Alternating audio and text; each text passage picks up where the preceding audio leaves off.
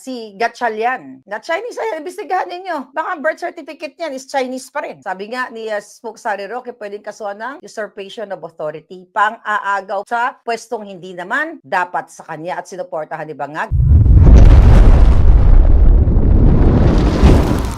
Nakalaya ba talaga ang Pilipinas? May statement si Inday Sara Duterte na kung saan sa kanyang statement ay sinasabi niya doon yung mga, of course, the usual thing na sinasabi ng ating mga namumuno, bangag man o hindi, yung ating paglaya dito sa mga traidor, sa mga sumakop sa atin. Hindi naman talaga nakalaya. Every day, every year, ito yung ating sinasabi sa inyo. Hindi tayo nakalaya sa pananakop ng Espanya, ng Amerika, at ng Hapon. Hindi tayo tunay na nakalaya dahil ang bayan natin ay nasakop ng mga bangag, nasakop ng magnanakaw hanggang ngayon. Sabi ko nga, ang kalaban natin ay hindi banyaga. Ang noon, maari, pero ngayon, kaya ang kalaban natin, lalo na yung mga bangag, ang mga traidor. Kahit kailan mo lang kasarinlan ang Pilipinas. Dito sa speech ni Inday, sinasabi niya na ito lang ang konteksto, no? Na sinasabi niya ang korupsyon. Ito ay threat, kumbaga, sa tunay na kalayaan ng ating bayan. It's true. Dahil ang Pilipinas, ang Pilipino ay hindi malaya sa korupsyon ng mga bangag. Kaya bumabagsak ang opportunity ng mga tao, ninyo, ng inyong mga anak.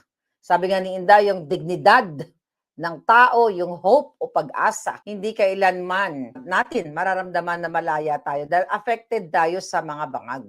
Sila malaya lang sa pagnanakaw. Puro pagnanakaw, ninanakaw nila ang pera ninyo. Kaya kayo ay hindi malaya sa gutom. Ang mga anak ninyo hindi makapag-aral ng maayos, hindi makapag-benepisyo ng good quality quality of education dahil what?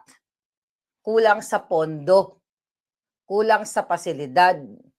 Diba? Ang mga teachers kulang sa sweldo. Alright? Kaya nagtitinda ng tosino, ng longganisa, ng yema para sa ekstrang pagkakitaan nila. Kaya hindi sila nakakapaggawa ng kanilang mga lesson plans. Hindi naman lahat. Yung iba, dahil inuuna pa nila yung mga sideline nila dahil kahit kailan hindi malaya ang ating bayan sa maayos na pangkabuhayan dahil ang mga magnanakaw sa kabanambayan, ang maleta kongresistas, hindi lang ngayon, noon pa, di ba? Ang mga senador na patuloy, mga kababayan, tumatanggap ng mali-maleta katulad ng maleta gang. So walang kahit kailan, kaya sabi ko, every year na lang, lagi natin sinasabi, mga sinasabi ng ating mga bayani. Ano sinasabi ng ating mga leaders na yan, ng mga nakaraan, na ginawa ng ating mga bayani daw. Diba? Katulad Nino, Jose Rizal, lagi yun naririnig. Kaya lagi natin sineselebrate. Ano nangyari? Pinatay lang nila si Rizal, diba? Nagbago pa Pilipinas. Well, nagbago dahil modern ang age, pero ang totoo, hindi pa rin nagbago ang buhay ninyo. Diba? Kahit na binaril si Rizal nung panahong yaon, dapat sana hudyat na yon para tumapang ang mga Pilipino. Dinagdagan pa ng, lagi naman itong binabanggit Andres Bonifacio. Never ever tayong nakalaya, hindi lang sa banyaga, dahil hanggang ngayon, ang election system natin, lalo na noong 2022, ay sinakop ng mga banyaga. Paano sinakop ng mga banyaga? Dahil andyan yan sa testimonya ni Glenn Chong na nakipagsabwatan, si Lisa Tanas, si Bangag, okay, sa Smartmatic, at sa mga Europeans para dayain ang eleksyon. Walang nakalaya. Walang lalaya sa pamilyang ito hanggat mga bangag ang namumuno, hanggat hindi naninindigan ang mga supot na sundalong talawan. Tayo ay sinasakop every single day, every minute ng mga bangag ng Marcos, Araneta, Romualdez na patuloy na ninanakaw ang pera ng bayan sa pakikipagsabwatan ng mga taksil na mga traidor na mga nasa AFP, nasa PNP.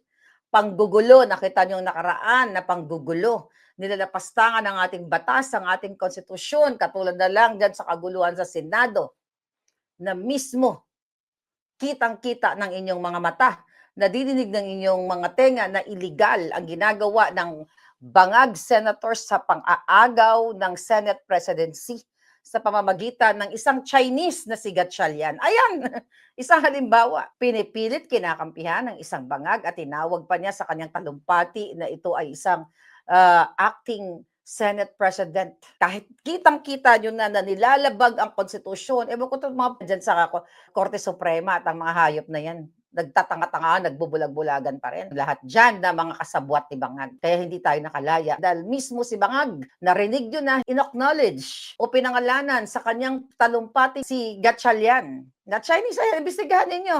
Baka ang birth certificate niyan is Chinese pa rin. Yan ang tunay na mananakop mga agaw. Sabi nga ni Spook Sari Roque, pwedeng kasuhan ng usurpation of authority, pang-aagaw sa pwestong hindi naman dapat sa kanya at sinuportahan ni Bangag. Hindi porket si Bangag ay nagsalita ay siya ay above the law na siya. Ibig sabihin, mas matibay ang ngiwi ni Bangag kaysa sa konstitusyon. Kaya sabi ko sa inyo, walang malaya sa Pilipinas. Walang malaya dahil ngayon sinusupil ang inyong karapatan na magsalita. Lahat ginigipit kahit may kapangyarihan ka or ordinaryong tao ka, katulad na lamang ng ginawa dyan kay Chavit Singson, na sinorpresa siya, hindi niya alam na may kaso pala siya. Cyber libel. Imagine niyo mga kababayan, ang cyber libel. Huhulihin ka na lang bigla na hindi mo alam. Pero ang mga maletagang na mga nagnakaw ng pera ng bayan, pag nanakaw, hindi nakukulong. Pero si Chavit Singson, walang kamuang-muang ay tinamnan ng kaso dahil nag-expose din itong si Chavit Singson ng mga korupsyon, ng mga kaputahan ng gobyerno ni Marcos Jr. Kaya sabi ko, walang malaya sa ating bayan. Kahit kailan hindi kayo lalaya, hanggat hindi kayo naninindigan laban sa korupsyon. Anong kalayaan? Tunay ba talagang malaya ang Pilipinas? Never ever naging malaya ang Pilipinas dahil dito sa mga namumuno, katulad ng mga bangag ay nakipagsabwatan sa mga ibang lahi para i-transport ang pera ninyo. Hindi kayo malaya sa gutom. Ang mga anak nyo nakakain ba? May maayos ba kayong tirahan? Wala. Hindi tayo, never ever kayo makakalaya sa korupsyon hanggat hindi kayo naninindigan. Never kayo makakalaya sa pang-abuso, panggigipit, pagwawalang hiya. Name it. Lahat nandiyan na. Malinaw pa sa sikat ng araw na ang sitwasyon ninyo ngayon ay mas lalong nagiging matindi, mas lalong nagiging talamak. Ang taas-taas ng presyo ng bilihin. Tinimes to nila yung gas. Yung old stocks nila, pinagtulungan ng oligarchs. From old stock oil, plus 200% ang kanilang income. Tapos di naman tumaas ang sweldo ninyo. Paano ka maging malaya niyan? Sabi ko, dapat yung kalayaan na hindi na yung pinagdiriwang. Dapat hindi na natin pinagdiriwang yan every year. Kasi hindi naman talaga kayo malaya.